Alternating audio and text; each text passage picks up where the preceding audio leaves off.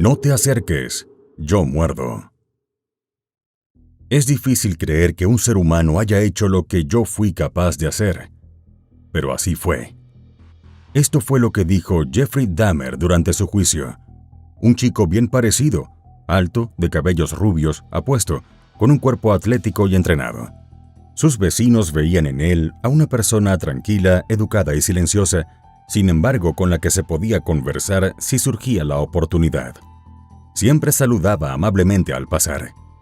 Es imposible que alguien siquiera pudiera imaginar el terrible secreto que se escondía detrás de la apacible apariencia de Jeffrey. Entre 1978 y 1991, asesinó a 17 varones, con varios de ellos tuvo relaciones sexuales después del homicidio, y cuando fue finalmente capturado, la policía describió su casa como un museo del crimen, con torsos en descomposición en algunas habitaciones de la casa, restos de huesos, paredes llenas de sangre, órganos humanos dentro del refrigerador, e incluso varias cabezas trofeo. La definición más simple de un asesino en serie hace referencia a aquella persona que comete homicidio por lo menos en 3 ocasiones con algún intervalo entre uno y otro asesinato. A través de la historia se ha establecido como constante que estos homicidas están movidos por la ira. En la mayoría de los casos fueron víctimas de abuso y maltrato infantil, e inclusive recibieron humillaciones, burlas y otras formas de violencia verbales y físicas. Los asesinos en serie suelen estar motivados de manera específica por una amplia variedad de impulsos psicológicos, sobre todo ansias de poder, así como por la compulsión sexual. De manera muy frecuente tienen sentimientos de inadaptabilidad e inutilidad, que les despierta mucha impotencia y una gran sed de venganza. En Estados Unidos se cree que puede haber entre 150 y 350 asesinos en serie. 89% son hombres y la mitad de ellos guían sus acciones por razones sexuales, cuya fantasía incluso va más allá de la muerte de la víctima. Hola a todos, mi nombre es Héctor y 3 veces por semana en este canal te traeremos los crímenes que han impactado a todo el mundo, desde desapariciones hasta los más terribles asesinatos, injusticia, impunidad, corrupción, y las más duras sentencias serán los acompañamientos de estas historias.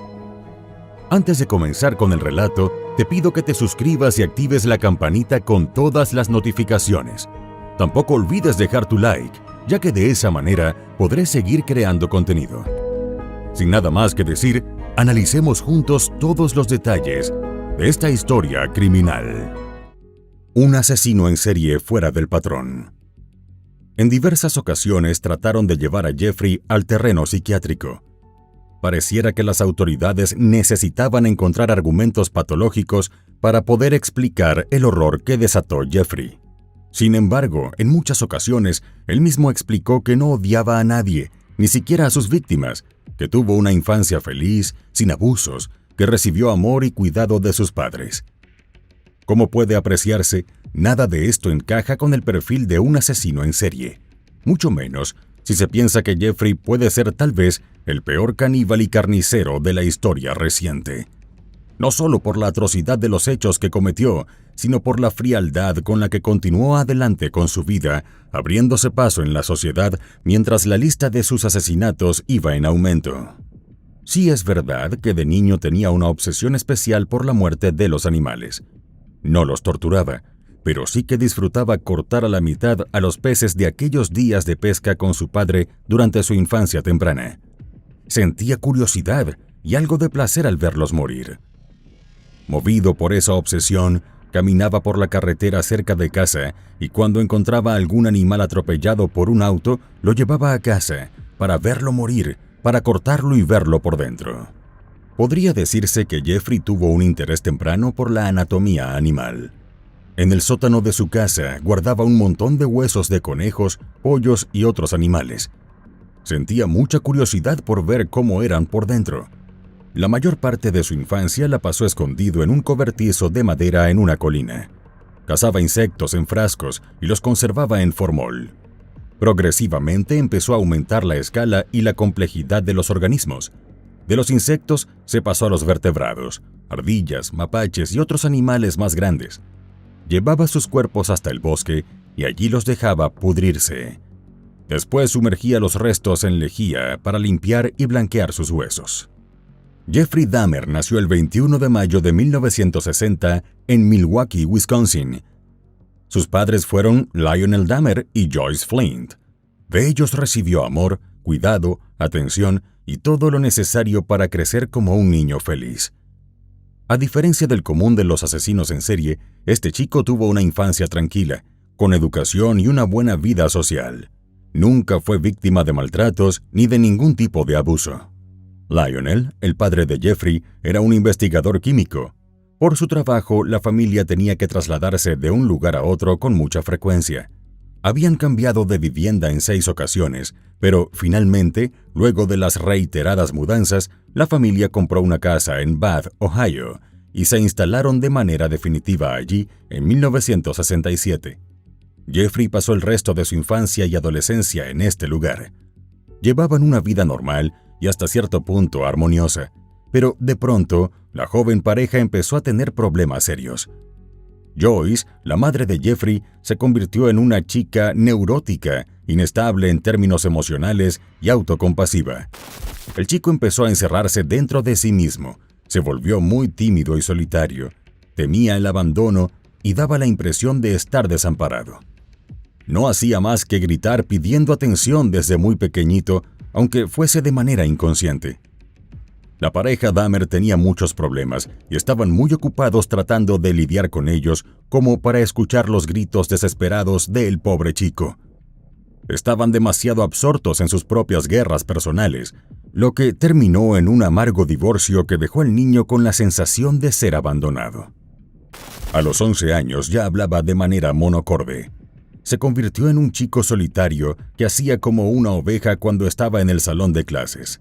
Se comportaba como un chico con retraso cuando estaba en las tiendas para llamar la atención de sus compañeros, mientras su madre se perdía más y más en sus propios laberintos, descuidando por completo a Jeffrey. Tras una temporada en el hospital, Joyce tuvo que guardar reposo en cama el resto de sus días, luego de esa vez en la que ingirió enormes cantidades de tranquilizantes y otras drogas. Esto terminó de empujar a Jeffrey al vacío. Lo llevó a un aislamiento inquebrantable. Cuando tenía 17 años, luego de observar a un joven que trotaba todos los días y pasaba frente a su casa, sintió un deseo desenfrenado de poseerlo. Claro está, él era incapaz de abordarlo para entablar una conversación. Pensó entonces en tomar un bate de béisbol para esperarlo con la idea de atacarlo cuando volviera a pasar. Por fortuna, el joven decidió correr por otra zona y sin saberlo se salvó de ser atacado por Jeffrey, que ya comenzaba a convertirse en un joven atormentado. Las fantasías y deseos homosexuales comenzaron a hacerse más frecuentes e insoportables. Sin herramientas para canalizar sus impulsos, sin orientación, sin la atención de sus padres, Jeffrey empezó a beber para ahogar en el alcohol todas sus penas y preocupaciones. Comenzó a ser cada vez más introvertido, aunque realizaba algunas actividades en la secundaria, como por ejemplo trabajar en el periódico o jugar al tenis. Además del consumo excesivo de alcohol, empezó a masturbarse de manera compulsiva, utilizando revistas homosexuales, pero también mirando las entrañas de los animales que cazaba. Tenía un solo amigo en la escuela, un proveedor de marihuana, con quien fumaba y bebía a diario. Jeffrey se refería a estas prácticas como el tratamiento medicinal, una receta automedicada con la intención de calmar su angustia, pero que al mismo tiempo alimentaba su inclinación hacia la excentricidad. Jeffrey era considerado por sus compañeros como un chico muy raro y también extravagante. Tenía problemas severos con el alcohol, al punto de asistir a sus clases totalmente ebrio. Finalmente, sin poder contener la situación, Jeffrey fue expulsado de la escuela. Un poco después del divorcio, Lionel volvió a casarse. Su padre y su nueva esposa convencieron a Jeffrey para ir a la universidad. En el otoño de 1978, ingresó en la Ohio State University. El 25 de septiembre, con 18 años de edad, se mudó a un departamento en Ohio, Milwaukee. Sin embargo, debido a sus problemas de alcohol, abandonó los estudios en el siguiente semestre. De paseo con la muerte. Como un animal que sigue silenciosamente a su presa, podría decirse que Jeffrey recorría la autopista en busca de alguna víctima. Tenía la fantasía de recoger a personas autoestopistas y acostarse con ellos. Al lado del camino, aquella noche de junio en 1978, estaba Stephen Hicks. Pensó que se trataba de un aventón, pero no podía imaginar el horror que estaba a punto de vivir. Jeffrey llevó a Stephen a su casa. Podría decirse que era una velada normal entre dos chicos. Algunas cervezas, cigarrillos y los temas usuales. Todo iba desarrollándose con cierta tranquilidad hasta que Jeffrey entendió que no despertaba ningún interés particular en Stephen. Y cuando él quiso irse, Jeffrey, incapaz de soportar el rechazo, tomó una barra de hierro y lo golpeó hasta matarlo. Después de violarlo, desmembró el cuerpo y puso los restos en bolsas de plástico. La subió a su auto para ir al vertedero de basura y deshacerse para siempre de Stephen. A mitad del recorrido hacia el basurero, la policía detuvo a Jeffrey. Estaba muy afectado por todo lo que acababa de ocurrir y manejaba de forma errática. A un lado del camino, la policía tuvo una conversación breve con Jeffrey. Uno de los oficiales le preguntó por las bolsas que estaban en la parte trasera, y él rápidamente respondió que se trataba solo de basura. Le hicieron el test de alcoholemia y tras pasar la prueba, la policía solo le dio una multa por la manera en la que conducía, y finalmente lo dejaron ir. Cambió el plan del vertedero de basura. Decidió volver a casa con los restos del cadáver de Stephen y los llevó al sótano, como tantas veces hizo con los animales que encontraba en la carretera. Dejó todo oculto en las tuberías del sótano, menos la cabeza. Luego de la terrible escena, volvió a llevar la cabeza con el resto del cuerpo dentro de las tuberías de la casa, y un tiempo después enterraría todo en un terreno cercano. Con el terrible asesinato de Stephen, empezó la oscura leyenda del carnicero de Milwaukee. Al poco tiempo de haber abandonado la universidad, esta vez la víctima sería un chico de tan solo 13 años. Jeffrey abordó al adolescente y le ofreció $50 para que posara para unas fotografías. Mientras hacían algunas fotos, acarició al chico que se asustó y salió corriendo.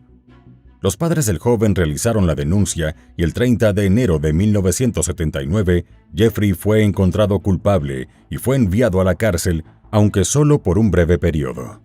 Solo permaneció encerrado durante 10 meses y finalmente fue liberado. Fuera de la prisión, el padre de Jeffrey lo convenció para entrar al ejército. Durante su servicio militar fue enviado a Alemania. Permaneció en ese país europeo unos pocos años hasta que fue dado de baja, una vez más por sus problemas de alcoholismo. Luego de pasar una temporada en Florida, regresó a su ciudad natal, su casa en Ohio. Con el regreso a casa se completó el ciclo fatal del primer homicidio del carnicero de Milwaukee.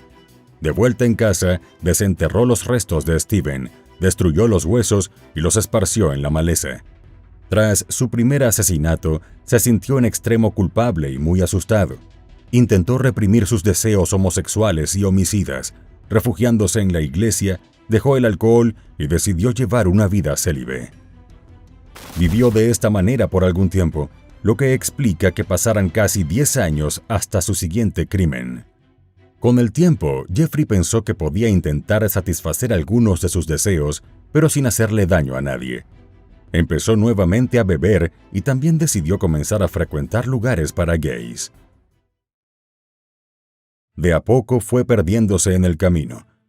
En 1986, Jeffrey fue detenido por exhibicionismo público, y tan solo unos días atrás había tenido el deseo intenso de desenterrar el cuerpo de un joven que había muerto recientemente. Quería profanar su cuerpo. Sin embargo, casi 10 años duró el periodo de tranquilidad, de sequía por llamarlo de alguna manera, hasta 1987, cuando de nuevo se despertó el lado oscuro de Jeffrey. Una vez más volvían a dominarlo sus instintos asesinos. Se despertaba una vez más el carnicero de Milwaukee. Fiebre del sábado por la noche. Jeffrey conoció a Stephen Tuomi en un bar gay una noche de septiembre de 1987. Bebieron muchísimo y terminaron juntos en una habitación de un hotel cercano. Al despertar a la mañana siguiente, Steven estaba muerto y Jeffrey no recordaba absolutamente nada de lo ocurrido la noche anterior. Su primera reacción fue miedo. No podía explicarse qué es lo que había ocurrido. No recordaba que hubiese asesinado al chico. Pero luego, al ver toda la escena en detalle, entendió que el carnicero de Milwaukee había asistido a la fiesta. El cuerpo de Steven estaba lleno de moretones, había sangre por todos lados y tenía marcas en su cuello. Jeffrey lo había asfixiado hasta la muerte. Para deshacerse del cadáver, compró una maleta y metió allí el cuerpo del chico.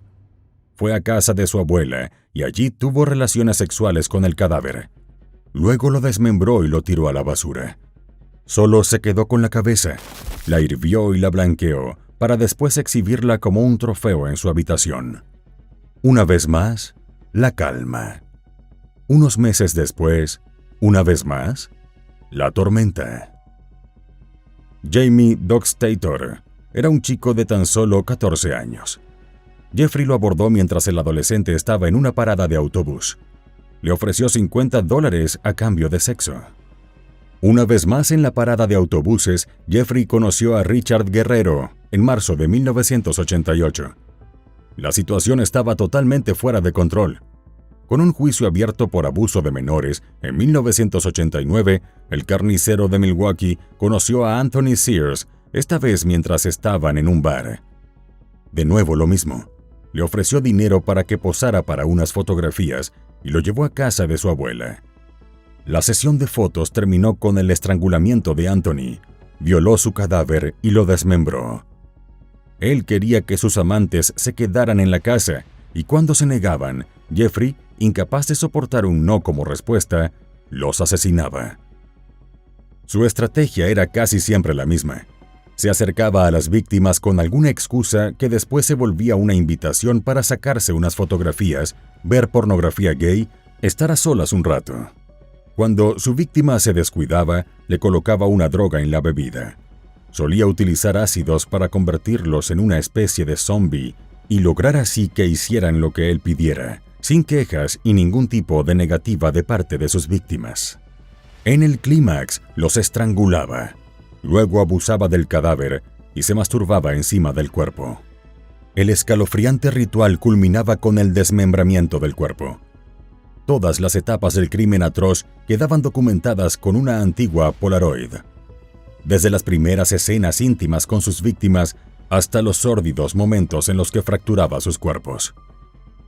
En mayo de 1991, el carnicero de Milwaukee llevó todo un poco más lejos. En esta oportunidad, fue con un joven procesado por abuso, de nombre Conerak Sintasomphone, y era el hermano del joven por el que Jeffrey había sido procesado por abuso. Todo comenzó según el plan, como era usual. La intimidad inicial y las primeras fotografías fueron aumentando de intensidad, pero esta vez todo derivó en una escena dantesca. Usando instrumentos quirúrgicos, Conerak recibió unas trepanaciones. Esta vez, Jeffrey quería inyectarle ácido directamente en el cerebro a su víctima usando estas perforaciones en su cráneo. Una vez más, el alcoholismo del carnicero se hizo evidente. Interrumpió toda la macabra escena para salir a comprar licor. Justo en ese momento, Conerak logró escapar. Cuando los vecinos vieron al chico corriendo desnudo por la calle, llamaron a la policía. Cuando Jeffrey se dio cuenta de que Conerak había escapado, corrió para encontrarlo. Entonces tuvo que enfrentarse a la policía y una multitud de curiosos. Conerak no podía hablar porque aún estaba aturdido como consecuencia del ácido que Jeffrey le había inyectado. El carnicero de Milwaukee le explicó a la policía que el chico era su amante. Le explicó que tenía 19 años y que estaba totalmente alcoholizado.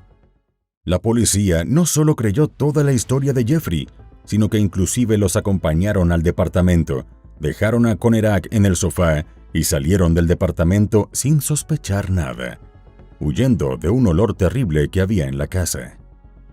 Si esa noche la policía hubiese inspeccionado la residencia de Jeffrey, habrían encontrado un cadáver en una de las habitaciones, las cabezas trofeo que tenía de víctimas anteriores, miles de pruebas de los homicidios que había cometido. y una especie de santuario macabro que tenía el carnicero de Milwaukee. Pero no, huyeron de la escena espantados por el hedor, y Conerak murió estrangulado esa misma noche. En palabras del propio asesino, simplemente se había vuelto aficionado a crear zombies, amantes silenciosos que harían todo lo que él quería, sin quejas, sin desprecios. Estarían siempre con él haciéndole compañía.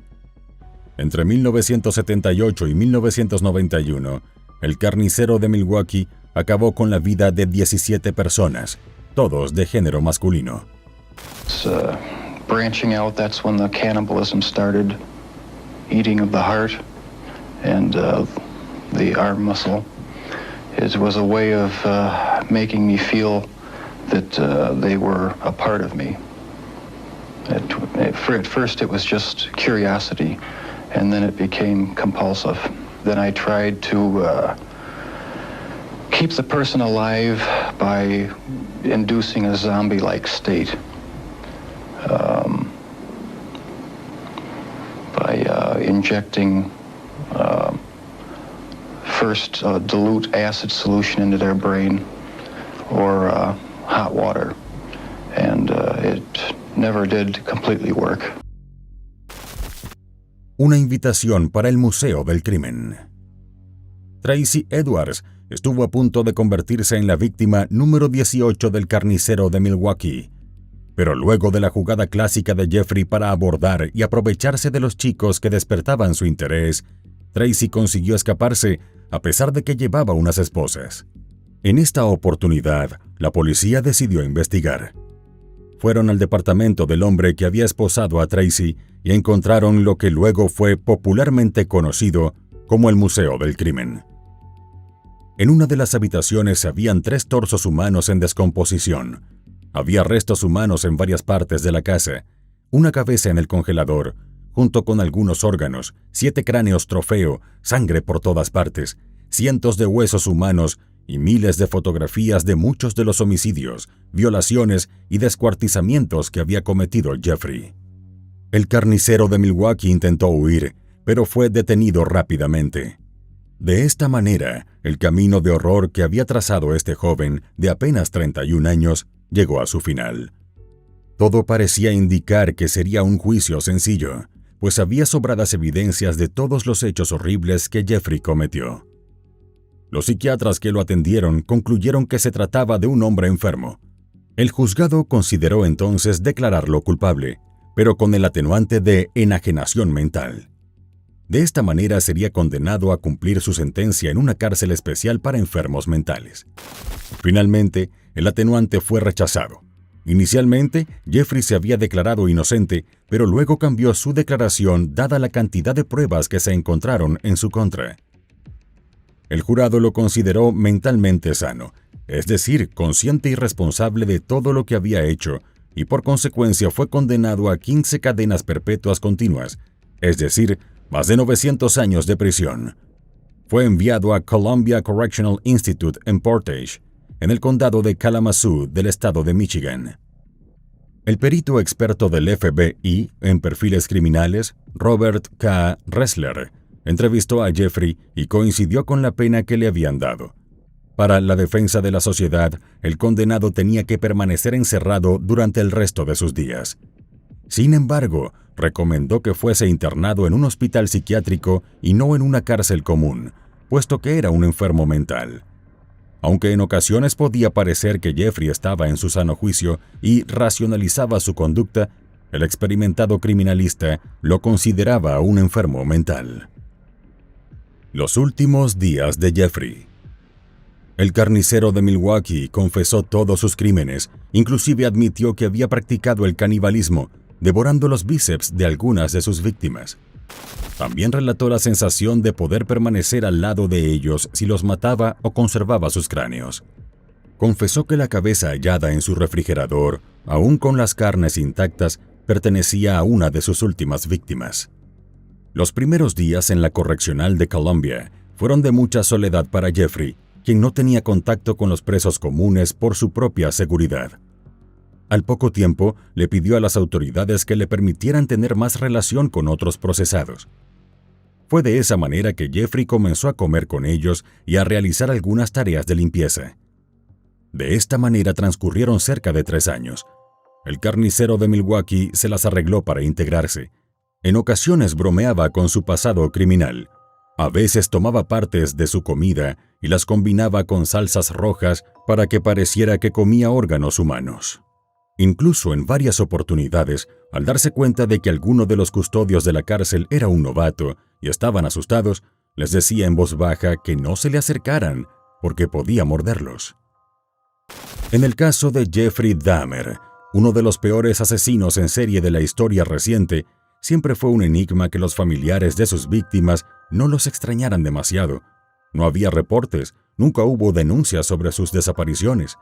Esto, sin duda alguna, facilitó mucho la situación para un asesino que estaba totalmente fuera de control, que en un espacio de unos 12 años mató, violó y desmembró a 17 hombres. El 28 de noviembre de 1994, justamente mientras realizaba sus tareas de limpieza, Christopher Scarver, un esquizofrénico que trabajaba ese día con Jeffrey, decidió confrontarlo. En varias oportunidades lo habían acusado de cometer sus crímenes por discriminación racial, pero él siempre lo negaba. Christopher estaba muy disgustado por un artículo de periódico que relataba todo lo que el carnicero de Milwaukee les había hecho a unos hombres de color. La confrontación terminó en un enfrentamiento casi mortal entre Jeffrey y Christopher. Además terminó involucrándose Jesse Anderson, quien había asesinado a su esposa y se las había arreglado para responsabilizar a 2 afrodescendientes. Lograron separarlos, pero en un momento de descuido, Christopher Scarver tomó una barra de acero de la sala de pesas en donde estaban limpiando los reos, siguió a Jeffrey al vestuario y lo golpeó salvajemente. Luego localizó a Jesse y también lo atacó con la barra de acero. Los guardias finalmente encontraron al carnicero de Milwaukee gravemente herido, lo mismo que a Jesse. El primero murió de camino al hospital, poco más de 1 hora después del ataque, mientras que el segundo estuvo agonizando un par de días cuando los médicos del hospital de la Universidad de Wisconsin en Madison le retiraron del soporte vital y finalmente falleció. Paradójicamente, la vida de uno de los más terribles asesinos en serie de los Estados Unidos llegó a su fin de la misma manera como murió Stephen Hicks en 1978, la primera víctima de la terrible lista del carnicero de Milwaukee. Con 16 años de diferencia entre un homicidio y el otro, ambos hombres murieron luego de una brutal golpiza con una barra de metal. Y bueno, querido espectador, aquí termina la historia criminal del día de hoy. Me interesaría mucho saber tu opinión, así que te pido que la dejes en los comentarios del video, siempre con respeto a la víctima y su familia. Podemos debatir, pero siempre con el respeto que todos merecemos. De nuevo te recuerdo que te suscribas y dejes un like para dejarme saber que mi trabajo es de tu agrado. Buenas noches. Hasta la próxima historia criminal.